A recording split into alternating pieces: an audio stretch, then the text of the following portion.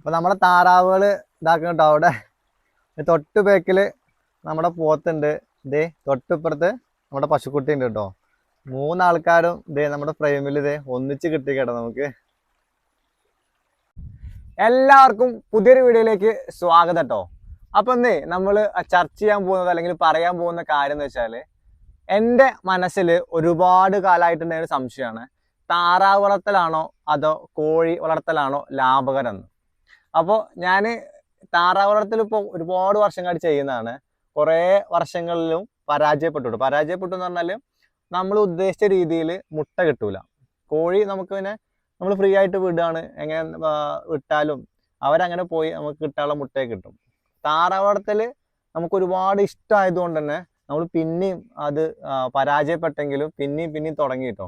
അപ്പോൾ അവസാനം ദേ ഈ വർഷം 2025 കേട്ടോ, 2025 നമ്മൾ കുറച്ച് കുട്ടികളെ വാങ്ങി, ചെറിയൊരു 2-3 മാസം പ്രായമായിട്ടുള്ള കുട്ടികളെ വാങ്ങി. 5ാമത്തെ മാസം ആയപ്പോഴത്തേക്കും മുട്ടയിട്ട് തുടങ്ങി കേട്ടോ. അതുകൊണ്ട് പറയുകയാണ്, താറാവ് വളർത്തലാണോ അതോ കോഴി വളർത്തലാണോ ലാഭകരം എന്നുള്ളത്. എൻ്റെ അനുഭവത്തിൽ നിന്ന് പറയുകയാണ്, എൻ്റെ അഭിപ്രായമാണ് കേട്ടോ. ഇതിൽ പല ആൾക്കാർക്കും എതിരഭിപ്രായങ്ങളുണ്ടാവും, അവരുടെ ലൈഫിൽ നിന്നുള്ള അനുഭവങ്ങളുണ്ടാവും. പണ്ട് മുതലേ കേൾക്കുന്നതാണ് താറാവ് വളർത്താൻ ഏറ്റവും നല്ലത് ആലപ്പുഴ, കോട്ടയം അങ്ങനെയുള്ള കായൽ അല്ലെങ്കിൽ പാടശേഖരങ്ങളൊക്കെ ഉള്ള സ്ഥലത്താണെന്നുള്ളത്. സംഭവം സത്യമാണ്. കാരണം അങ്ങനെയുള്ള സ്ഥലങ്ങളിൽ തീറ്റച്ചെലവ് വളരെ കുറവാകും. കാരണം രാവിലെ ആ ഒരു കൊയ്ത്ത് കഴിഞ്ഞ പാടത്തേക്ക് ഇട്ട് കഴിഞ്ഞാൽ നെല്ലും അതേപോലെ ആ കക്കത്തോട് അങ്ങനെ ഞൗഞ്ഞീൻ്റെ ആ ഒരു തോടുകളൊക്കെ കഴിച്ചിട്ട് കാൽസ്യം പോലുള്ള വൈറ്റമിൻസ് ഒക്കെ ഒരുപാട് കിട്ടിയിട്ട് പിന്നെ അതിന് പുറമെ കുറച്ച് കൈത്തീറ്റോട് കൊടുത്തു കഴിഞ്ഞാൽ എല്ലാ താറാവുകളും മുട്ടയിടും. അപ്പോൾ അത് മലപ്പുറം ജില്ല, ഇപ്പം നമ്മളെ സംബന്ധിച്ച് മലപ്പുറം ജില്ലയിലാണ്. മലപ്പുറം ജില്ലയിലെ നിലമ്പൂർ ഭാഗത്താണ്. അപ്പോൾ ഇവിടെ എന്ന് പറഞ്ഞാൽ പാടങ്ങൾ അല്ലെങ്കിൽ കൊയ്ത്ത് കഴിഞ്ഞിട്ടുള്ള പാടങ്ങൾ ആലപ്പുഴ, കോട്ടയം അങ്ങനത്തെ ഉള്ള ജില്ലകളിലെ പോലുള്ള സ്ഥലങ്ങൾ നമുക്കിവിടെ ഇല്ല.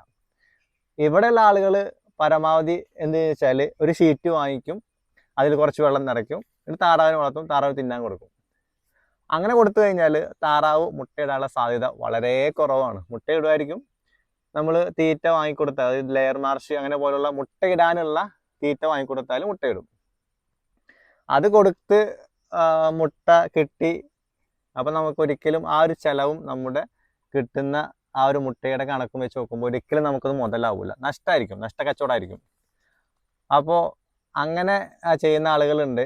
അങ്ങനെ ചെയ്യുന്ന ആളുകളാണ് പകുതി മുക്കാൽ പേരും പരാജയപ്പെട്ടു പോകുന്നത്. അപ്പോൾ കണക്ക് കൂട്ടി നോക്കുമ്പോൾ ചിലവ് ഒരു കയ്യിലും നമ്മുടെ കിട്ടുന്ന മുട്ട ഒരു കയ്യിലും, ഇത് രണ്ട് വെച്ച് നോക്കുമ്പോൾ എപ്പോഴും ചിലവിൻ്റെ ആ ഒരു തട്ട് തന്നെയാണ് താഴ്ന്നു കിടക്കുക.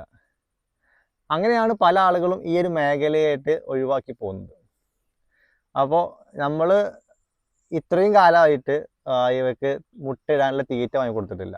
ആദ്യ സമയത്ത്, അതായത് കൊണ്ടുവന്ന് 2ാമത്തെ 3ാമത്തെ മാസം നമ്മളിവിടെ ഇറക്കിയ മാസം മുതൽ മീൻ വേസ്റ്റ് കൊണ്ടുവന്ന് ഏകദേശം ഒരു 5ാമത്തെ മാസമൊക്കെ ഒരു മാസം 2 മാസം നമ്മൾ എന്ത് ചെയ്തു, മീൻ വേസ്റ്റ് കണ്ടിന്യൂസ് ആയിട്ട് കൊണ്ടുവന്നു കൊടുത്തു. അപ്പോൾ അവരെ നന്നായിട്ട് വളർന്നു, നന്നായിട്ട് ഫീഡൊക്കെ എടുത്ത് മീൻ വേസ്റ്റ് അങ്ങനെ അവർ തടി നന്നാക്കി എന്ന് പറയാം. അങ്ങനെ മുട്ടയിട്ട് തുടങ്ങിയ സമയത്താണ് മീൻ വേസ്റ്റിന് വല്ലാത്ത ഗന്ധം, നല്ല സ്മെല്ല്, വൃത്തികെട്ട സ്മെല്ല് വരൽ തുടങ്ങി. അങ്ങനെ വീട്ടിൽ നമ്മൾ മറ്റുള്ളവർക്ക് ബുദ്ധിമുട്ടുണ്ടാവുന്ന രീതിയിലും ചെയ്തില്ല. കാരണം നമ്മൾ വല കെട്ടി തിരിച്ചിട്ടുണ്ട്. എന്നാലും അപ്പുറത്തെ ആളുകൾക്കൊക്കെ ചെറിയ സ്മെല്ല് വരാൻ തുടങ്ങിയപ്പോൾ നമ്മൾ എന്ത് ചെയ്തു, മീൻ വേസ്റ്റ് കൊണ്ടുവരൽ നിർത്തി. അപ്പോൾ നമ്മൾ ശരിക്കും ഒരു സങ്കടമായി. കാരണം നമ്മൾ മുട്ടയിടാൻ ആവുന്നത് വരെ മീൻ വേസ്റ്റ് കൊണ്ടുവന്നു, മുട്ടയിടാനായപ്പോൾ അത് നിർത്തുകയും ചെയ്തു. ചിലത് മുട്ടയിട്ട് തുടങ്ങിയിട്ട്, ഒന്നൊക്കെ മുട്ടയിട്ട് തുടങ്ങിയിരുന്നു. വേറൊരു ഓപ്ഷനില്ല നമുക്ക് എങ്ങനെ ചെയ്യുക. കാരണം പൈസ മുടക്കിയിട്ട് നമുക്ക് തിന്നാൻ വാങ്ങിക്കൊടുത്ത് മുട്ടയിട്ടിട്ട് മുതലാവില്ല കേട്ടോ. അത് സത്യമായിട്ട് ഒരിടം ചെയ്തതാണ്, അങ്ങനെ ഒരു മണ്ടത്തരം ചെയ്തതാണ് അങ്ങനെ ഒരു കുറച്ച് കാലം, 2-3 വർഷം മുന്നേ ഒക്കെ. അപ്പോൾ ഇപ്പോൾ ചെയ്യുന്ന കാര്യം എന്ന് വെച്ചാൽ, നമ്മൾ തീറ്റ നമ്മുടെ വീട്ടിലുള്ള ചോറ് വേസ്റ്റ് ഉണ്ട്, അതേപോലെ പോത്തുകൂട്ടിന് കൊണ്ടുവന്നിട്ടുള്ള പെല്ലറ്റ് ഉണ്ട്. ഒരു കിലോയ്ക്ക് 16 രൂപ വരുന്ന ഒരു പെല്ലറ്റ് ഉണ്ട്. അതും ചോറൊക്കെ പാടെ മിക്സ് ചെയ്ത് കൊടുക്കും. എന്നിട്ട് 4:45 ആകുമ്പോഴത്തേക്കും വൈകുന്നേരം കേട്ടോ, നമ്മൾ എല്ലാവരും ഫ്രീ ആവുന്ന സമയത്ത് പതുക്കെ പുഴയിലേക്ക് ഇറക്കി വിടും. അപ്പോൾ നമുക്ക് കിട്ടുന്ന മുട്ട എന്ന് വെച്ചാൽ, ഇപ്പോൾ ടോട്ടൽ നമ്മുടെ കയ്യിൽ 8 താറാവുകളുണ്ട്. 7 പിടത്താറാവുകളും ഒരു പൂവൻ താറാവുമാണുള്ളത്. ഞാൻ കേട്ടിട്ടുണ്ട് ഒരിക്കലും 100 താറാവുകളുണ്ടെങ്കിൽ ഇപ്പോൾ 100 താറാവുകളിൽ 80 പെടത്താറാവുകൾ ഉണ്ടെങ്കിൽ ആ 80 പെടത്താറാവുകളും മുട്ടയിടണമെന്നും ഉണ്ടാവില്ല. അതായത് നമുക്ക് മുട്ടയുടെ വരവ് ഒരിക്കലും 100% കിട്ടില്ല എന്നർത്ഥം. അതിലൊരു ചിലപ്പോൾ 50 അല്ലെങ്കിൽ 40 നല്ല താറാവുകളോ നല്ല മുട്ടയുടെ താറാവുകളൊക്കെ ആണെങ്കിലൊക്കെയാണ് അത്യാവശ്യം നല്ല തോതിൽ മുട്ട കിട്ടുള്ളൂ. ഇപ്പോൾ നമ്മുടെ താറാവുകളിൽ 8 താറാവുകൾ ഉണ്ട്, അതിൽ 7 പെടയെന്ന് പറഞ്ഞല്ലോ. നമുക്ക് മാക്സിമം പോയി കിട്ടുന്ന മുട്ട എന്ന് പറഞ്ഞാൽ 4 മുട്ടയാണ്. 4 മുട്ട ചിലപ്പോഴേ കിട്ടുള്ളൂ. 3 മുട്ട മിക്ക ദിവസവും കിട്ടും. ചില ദിവസം 2 മുട്ട, ചില ദിവസം 1 മുട്ട. സ്ഥിരതയില്ല. മുട്ട സ്ഥിരമായിട്ട് കിട്ടുന്ന ഒരു പരിപാടി നമുക്കില്ല കേട്ടോ.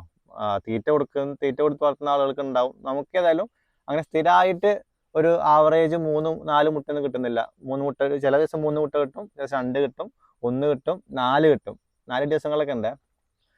അപ്പോൾ അതാണ് താറാവിൻ്റെ കേസ്. ഇനി കോഴിയുടെ കേസിലേക്ക് വരുമ്പോൾ നമ്മൾ പറയാം താറാവാണോ കോഴിയാണോ വെച്ചെന്നുള്ളൊരു കണ്ടന്റാണ് നമ്മൾ ചെയ്യുന്നത്. കോഴി എന്ന് പറഞ്ഞാൽ ഒന്ന് നാടൻ കോഴിയാണ്. നാടൻ കോഴി നല്ല കോഴിയാണ്. നമുക്ക് ഒരുപാട് നമ്മുടെ കയ്യിൽ നിന്ന് ഇപ്പോൾ പോയിക്കൊണ്ടിരിക്കുന്ന സാധനമാണ്. എന്താ പറയുക, വിത്തറ്റ് പോകുന്ന സാധനമാണ്. അത് നമ്മൾ വളർത്തേണ്ടത് നമ്മുടെ ഉത്തരവാദിത്വമാണ്. നാടൻ കോഴിക്ക് മാക്സിമം പോയാൽ എൻ്റെ വീട്ടിൽ കിട്ടുന്ന മുട്ട 15-16 മുട്ടയാണ് ഒരു സീസണിൽ. ഒരു ഇതിൽ അടയിരിക്കുന്നതിന് മുന്നേ ആയിട്ട് നമുക്ക് കിട്ടുന്ന മുട്ട എന്നാൽ 15-16 മുട്ടയാണ്. പിന്നെ ഒരു ഗ്യാപ്പാണ്, പിന്നെ വലിയൊരു ഗ്യാപ്പാണ്. ആ ഗ്യാപ്പിന് ശേഷം അടുത്തത് തുടങ്ങുന്നത് അടയിരിക്കും. ആകപ്പാടുള്ളൊരു പ്രത്യേകത എന്ന് വെച്ചാൽ അടയിരിക്കുന്നതാണ്. രണ്ടാമത്തേത് നമ്മളെ ഈ ഒരു മുട്ടക്കോഴികൾ, ഗിരിരാജൻ അതേപോലുള്ള, ഗിരിരാജൻ നമ്മുടെ കയ്യിലുണ്ട് ഉള്ളു കേട്ടോ. അപ്പോൾ ഗിരിരാജൻ്റെ കേസ് എന്ന് പറഞ്ഞാൽ അവർക്ക് അസുഖങ്ങൾ വരാനുള്ള സാധ്യത വളരെ കൂടുതലാണ്.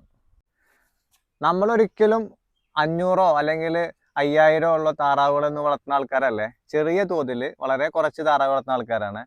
അപ്പോൾ ഇതാണ് തുടക്കം കേട്ടോ. ഇനി നമുക്ക് പറ്റുകയാണെന്നുണ്ടെങ്കിൽ പുതിയ ബാച്ച് കുറച്ച് കുട്ടികളെ കൊണ്ടുവരണം എന്നൊക്കെ ആഗ്രഹമുണ്ട്. അപ്പോൾ എങ്ങനെയാണ് ലാഭകരമാക്കുക എന്നുള്ളതാണ് ഞാൻ പറഞ്ഞു തന്നത്. അപ്പോൾ നമ്മളെ സംബന്ധിച്ച്, അതായത് എന്നെ സംബന്ധിച്ച്, നമുക്ക് തൊട്ട് താഴെ പുഴയുണ്ട്. പുഴയുണ്ടായത് കൊണ്ട് അവർക്ക് ഇങ്ങനെ നീന്തി കളിച്ചും അതേപോലെ ഇങ്ങനെ തപ്പി മീനൊക്കെ പിടിച്ച് ഒക്കെ തിന്നാട്ടോ. അങ്ങനെയുള്ള വൈറ്റമിൻസ്, കാൽസ്യം ഒക്കെ അടങ്ങിയിട്ടുള്ള ഈ ചളിയിലൊക്കെ തപ്പുമ്പോഴൊക്കെ അവർക്ക് അതിൻ്റെതായിട്ടുള്ള വൈറ്റമിൻസ് ഒക്കെ അവർക്ക് കിട്ടുന്നുണ്ട്. അല്ലാതെ നമ്മുടെ വീട്ടിൽ നമ്മുടെ ആ ഒരു പറമ്പിൻ്റെ ഉള്ളിൽ മാത്രം ഒതുക്കിയിട്ട് ഒരു ഷീറ്റ് കെട്ടി കൊടുത്തു കഴിഞ്ഞാൽ ചിലപ്പോൾ അവർക്ക് മുട്ട കിട്ടിക്കോണമെന്നുണ്ടാവില്ല. മുട്ട ഇടാനുള്ള വൈറ്റമിൻസ് ഒന്നും. പിന്നെ വൈറ്റമിൻസ് ആയിട്ട് നമുക്ക് സപ്ലിമെൻ്റ് ആയിട്ട് കൊടുക്കാം. അങ്ങനെ കൊടുക്കുന്ന ആൾക്കാരുണ്ട്. അങ്ങനെയും കൊടുക്കാം. നമ്മളങ്ങനെ കൊടുക്കലൊന്നുമില്ല കേട്ടോ.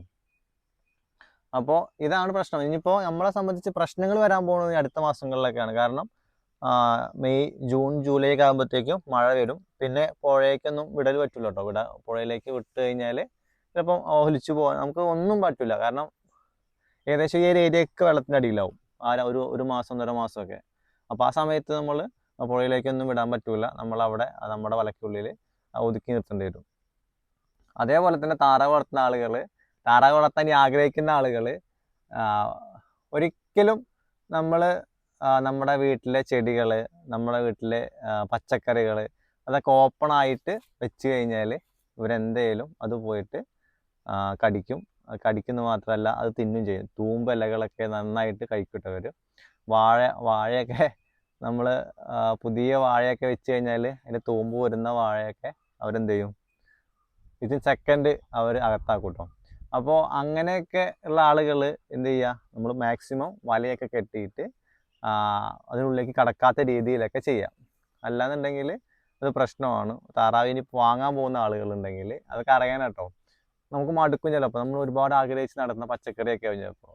അപ്പോൾ അതൊക്കെ പോയിട്ട് തിന്നും. ചെറിയ കുഞ്ഞ് താറാവ് കുട്ടികളാണെങ്കിൽ പോലും എന്ത് ചെയ്യും, അതൊക്കെ തിന്നുവേ.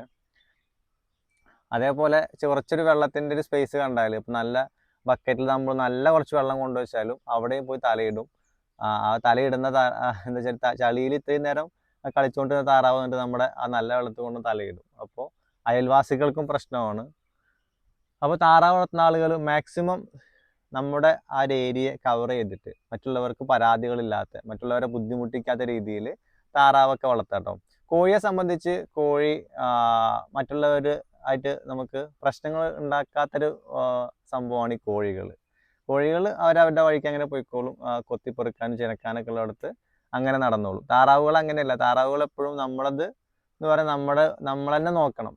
അല്ലാന്നുണ്ടെങ്കിൽ മറ്റുള്ളവരെ കൊണ്ടത് പറയിപ്പിക്കും. അങ്ങനെ പറയിപ്പിക്കാണ്ടിരിക്കാൻ വേണ്ടിയിട്ടാണ് നമ്മൾ നമ്മുടെ വീട്ടിൽ 4 ഭാഗവും വല കെട്ടിയിട്ടുണ്ട്. അപ്പോൾ ആ സമയത്തൊക്കെ അവിടെ പോവും, അപ്പുറത്തൊക്കെ പോയിട്ടൊക്കെ ഒരുപാട് അവരിങ്ങനെ പറയും താറാവുകൾ വന്നു അത് കൊത്തി അല്ലെങ്കിൽ കാടി തലയിട്ടു അല്ലത്. അപ്പോൾ താറാവ് വളർത്തുന്നവർ മാക്സിമം എന്ത് ചെയ്യുക, നമ്മുടെ 4 ഏരിയയും കവർ ചെയ്തിട്ട് ചെയ്യാൻ നോക്കുക കേട്ടോ. നമ്മൾ അതുകൊണ്ടാണ് ചെയ്തത്.